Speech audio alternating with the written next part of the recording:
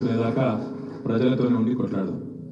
అయితే మీ అందరితో నా ప్రార్థన ఏంటి అంటే, చాలా సందర్భాల్లో పదవి విరమణ చేసేటప్పుడు మనకు కొంత బాధ ఉంటుంది. తాత్కాలికంగా 2-3 రోజులు, 4-5 రోజులు, వారం రోజులు బాధ ఉంటుంది.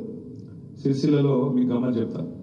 4 రోజుల కింద నేను ఒక ప్రోగ్రాంలో పాల్గొన్నప్పుడు మా చైర్పర్సన్ గారు, నేను ఎందుకంటే ఇక పదవి కాలం అయిపోతుంది కదా, మిగిలిపోయిన కొబ్బరికాయలు కొట్టేద్దామని కొట్టేసిన తర్వాత పదవి విరమణ జరిగిన తెల్లారే మా మున్సిపల్ చైర్పర్సన్ గారి కుటుంబానికి సంబంధించిన ఒక షాప్ ఉంటే అదే మున్సిపల్ కమిషనర్ గారు వచ్చి సీజ్ చేసింది. జస్ట్ ఒకటే రోజు తేడా లేదు. ఎట్లుంటుంది అంటే, పదవి ఉంటే ఎట్లుంటుంది, పదవి దిగిపోతే ఎట్లుంటుంది అంటే ఒకటే రోజులో ఫరక్ తెలుస్తుంది. కానీ బాధపడవలసింది కానీ భయపడవలసింది కానీ ఏం లేదు. ఎందుకంటే అందరం పుడతాం, అందరం పోతాం. పుట్టినరోజే పోయే తారీఖు కూడా రాసుకొని వస్తాం. ఎందుకంటే అందరం పోయేటోళ్ళ మీద పోయి పర్మనెంట్ అయితే వాళ్ళు లేరు. అట్లా దబ్బిన వాళ్ళని అనుకుంటే మాత్రం మీరు మనసు మార్చుకోండి. ఎవరు కూడా ఉండవు. మధ్యలో అవకాశాలు వస్తాయి. కొంతమంది ఎమ్మెల్యేలు అవుతారు కావచ్చు, కొంతమంది మున్సిపల్ చైర్మన్లు అవుతారు కావచ్చు, కొంతమంది అదృష్టం బాగుంటే మంత్రులు అవుతారు కావచ్చు, ఇంకా పదవులు వస్తాయి కావచ్చు. ఆ పదవి వచ్చినంత కాలం, ఆ తాత్కాలికంగా వచ్చే పదవి 5 ఏళ్లకో 10 ఏళ్లకో వచ్చినప్పుడు మనం ఏ రకమైన ముద్ర వేస్తాం, ఏం పని చేయగలిగినాం, ప్రజల మనసులో ఎట్లాంటి స్థానం సంపాదించుకోగలిగినాం అనేదే ముఖ్యం. ఎందుకంటే ఎవ్వరం పర్మనెంట్ కాదు, ఎవ్వరం శాశ్వతం అయితే కాదు. నేను పక్కాగా ఖచ్చితంగా చాలా విశ్వాసంతో చెప్పగలుగుతాను.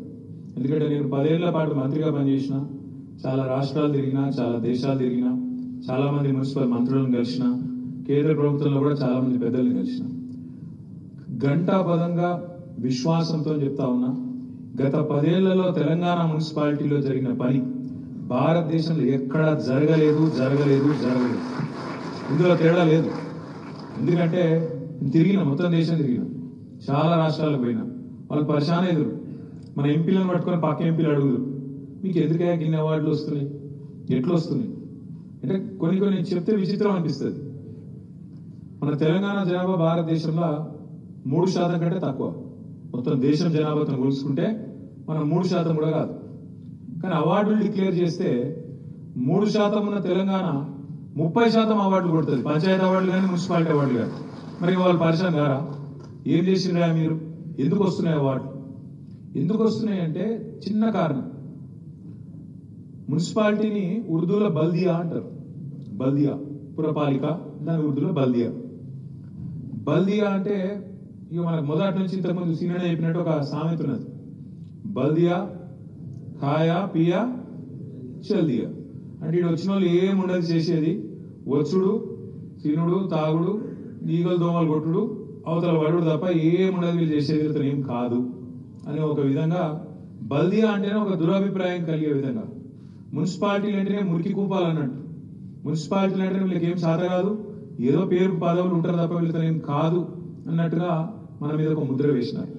కానీ కేసీఆర్ గారు వచ్చిన తర్వాత మొదలు మాకు 2014లో కూర్చోబెట్టి దిశానిర్దేశం చేసినారు.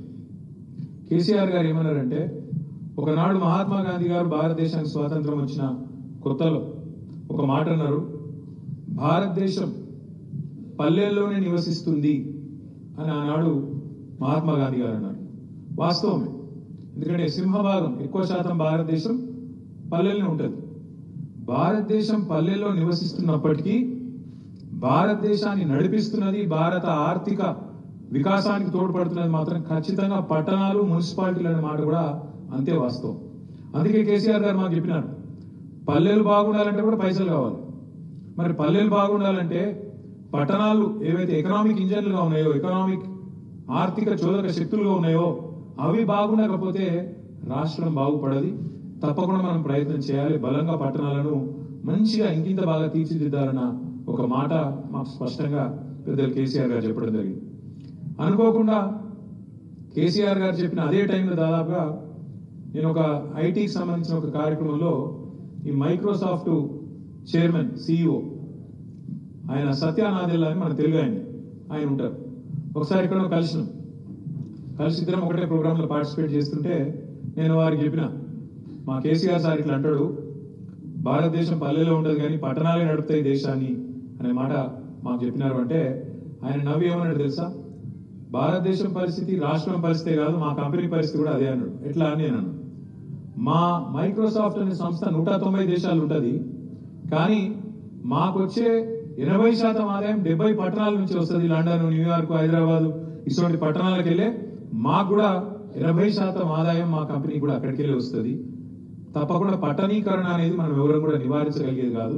ప్రపంచవ్యాప్తంగా మీరు చూస్తే ప్రజలు ఎదిగే క్రమంలో, దేశాలు ఎదిగే క్రమంలో, రాష్ట్రాలు ఎదిగే క్రమంలో పట్టణీకరణ పెరుగుతుంది. ఎందుకు జరుగుతుంది పట్టణీకరణ? ఇప్పుడు మా షాద్నగర్ చైర్మన్ సాబ్ ఇక్కడ ఉన్నాడు. ఎందుకు షాద్నగర్కి ఎందుకు వస్తారు ప్రజలు? చుట్టుపక్కల ఉండే పల్లెల్లోంచి కానీ చుట్టుపక్కల ఒక 30-40 కిలోమీటర్లకి ఎందుకు వస్తారు?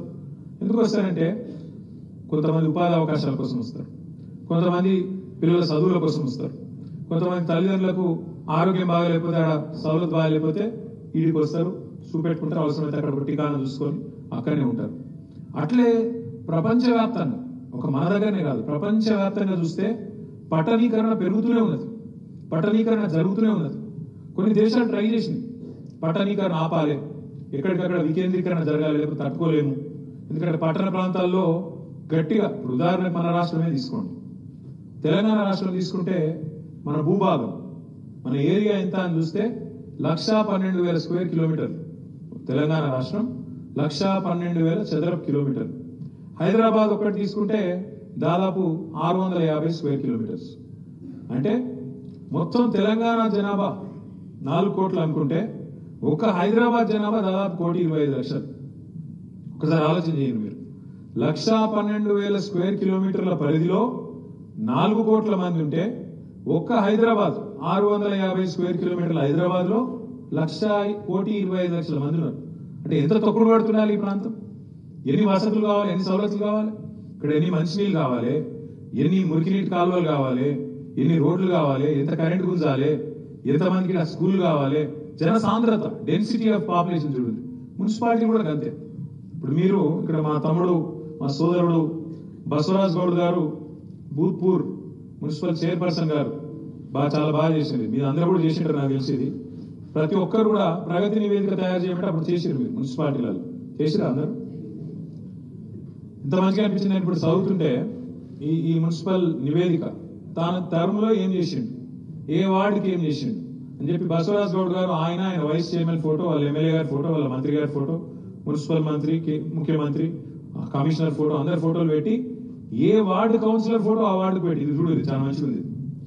ఈ ఫలానా వార్డు ఫస్ట్ వార్డు కౌన్సిలర్ గీన, ఆయన పేరేంది, పేరు బాలకోటి. ఇగో ఆయన దగ్గర కట్టిన డబుల్ బెడ్రూమ్ ఇల్లు, ఆ వార్డులో ఫస్ట్ వార్డులో కట్టిన డబుల్ బెడ్రూమ్ ఇల్లు, కట్టిన సీసీ రోడ్లు, పట్టణ ప్రకృతి వనాలు, డ్రైనేజ్, ఇది చూడు ఎంత బాగా చేశాను. మొత్తం ఒక్కొక్క వార్డు, కూర్చోండి బసవరాజ్ గారు, ఒక్కొక్క వార్డు ఎట్లెట్లా చేసిందని చెప్పి భూత్పూర్ కొత్త మున్సిపాలిటీ, దానిలో అన్ని వార్డులు, మొత్తం 10 వార్డులు ఉంటే 10 వార్డులకు సంబంధించిన కౌన్సిలర్లు ఏ వార్డులో ఏం పని చేసినామని చెప్పి ఫోటోలతో సహా, నాకు తెలిసి ఇంటింటికి మంచిరా, మీకు అన్ని అవార్డులు వచ్చినాయి, ఎందుకు రాలేదు కానీ కాదు, మంచిగా పని చేసి అవార్డులు వచ్చినాయి కాదు, మీకు ఇంటింటికి మంచిరా. ఇది ఎందుకు చెప్తున్నా అంటే, ఎందుకంటే ఒక భూత్పూరే కాదు, ఇవాళ మీరు నేను చెప్తే కొన్ని మా ప్రజ్ఞాపూర్ అసలే సార్, మా చైర్మన్ సాబ్ అసలే కేసీఆర్ గారి కాన్స్టిట్యూన్సీ కాబట్టి భయపడాలి మనం. ఇది ప్రజ్ఞాపూర్ గజ్వేల్ది ప్రగతి నివేదిక అనా రాజ్మోహన్ గారిది, వారిది కూడా ప్రగతి నివేదిక. ఒక 5 ఏళ్ళ 2020 నుంచి 25 వరకు ఏం పనులు చేసినాం అనేది చాలా వివరంగా, ఇక వాళ్ళదంటే గజ్వేల్ కాబట్టి నడిచింది అనుకో, కానీ కాకపోతే చూడు అంటే ఒక్కటి కాదు, ఇవాళ నేను చెప్తే పరిచయం అవుతారు. మన నిరంజన్ రెడ్డి గారు, మాజీ వ్యవసాయ శాఖ మంత్రి గారు నిరంజన్ రెడ్డి గారు, వారి వెంబడ మన జోగు రామన్న గారు, మన సత్యవతి గారు, అజయ్ గారు, మిత్రులు కోటిరెడ్డి గారు, ఇంకా మిగతా కొంతమంది మిత్రులతో అందరితో కలిపి రైతు ఆత్మహత్యలు పెరిగిపోతున్నాయి. మళ్ళా కాంగ్రెస్ ప్రభుత్వం వచ్చినాక ఇప్పటికి 420 రోజుల్లోనే 412 మంది రైతులు చచ్చిపోయినారు. ఎందుకైతే ఇట్లా తెలుసుకోవాలి, మనం తెలుసుకొని ప్రభుత్వాన్ని ఖచ్చితంగా ఒక నివేదిక ఇవ్వాలి, పార్టీకి ఒక నివేదిక ఇవ్వాలి, మీరు అన్ని జిల్లాలు తిరిగిరండి అని చెప్పి వారికి రిక్వెస్ట్ చేస్తే పెట్టుడే ఆదిలాబాద్కి వెళ్ళి మొదలుపెట్టారు. ఆదిలాబాద్కి వెళ్ళి నాకు మన పువ్వాడ అజయ్ కుమార్ గారు, మాజీ ట్రాన్స్పోర్ట్ మినిస్టరు ఖమ్మం, ఆయన ఫోన్ చేశాడు. రామన్న, నేను ఇన్ని రోజులు మా ఖమ్మం కార్పొరేషన్ చాలా గొప్పగా ఉంటుంది అనుకుంటుంటే, ఖమ్మం కార్పొరేషన్ బాగా చేసిన నేను ఒక ఫీలింగ్ లో ఉంటే, కానీ ఇక్కడికి వచ్చి ఆదిలాబాద్ చూసిన అమ్మతో చెప్తున్నా మా జోగురామన్న నాకంటే బాగా చేసుకున్నాడే అని చెప్పి అజయ్ గారు ఫోన్ చేశాడు. అయితే అనుకోకుండా నేను జగదీశ్వర్ రెడ్డి గారు ఫోన్ వచ్చినప్పుడు ఒకటే దగ్గర ఉన్నాను. అన్న ఇట్లా అంటున్నాడు అజయ్ ఇట్లా అంటున్నాడు అని నేనంటే మా జగదీష్ అని ఏమన్నాడు తెలుసా, నేను నా సూర్యాపేట కంటే ఖమ్మం ఏదో బాగుందట అని చెప్పి అటు ఖమ్మం పోయినప్పుడు అనుకున్నా నేను, మరి ఇప్పుడు ఖమ్మం కంటే ఆదిలాబాద్ బాగుందట అని చెప్పి అజయ్ చెప్తుంటే నాకు ఆశ్చర్యం అవుతుందని జగదీష్ అని అన్నాడు. ఒక ఖమ్మము, ఒక సూర్యాపేట, ఒక ఆదిలాబాద్ కాదు, నేను ఇవాళ చాలా కాన్ఫిడెంట్ గా, చాలా ఆత్మవిశ్వాసంతో, చాలా గర్వంతో చెప్తా ఉన్నా. మన ప్రభుత్వం ఉన్నప్పుడు 10 ఏళ్లలో హైదరాబాద్ తో సహా చిన్న మున్సిపాలిటీ అయిన భూత్పూర్ కావచ్చు, గజ్వేల్ ప్రజ్ఞాపూర్ కావచ్చు, జమికుంట కావచ్చు, హుజురా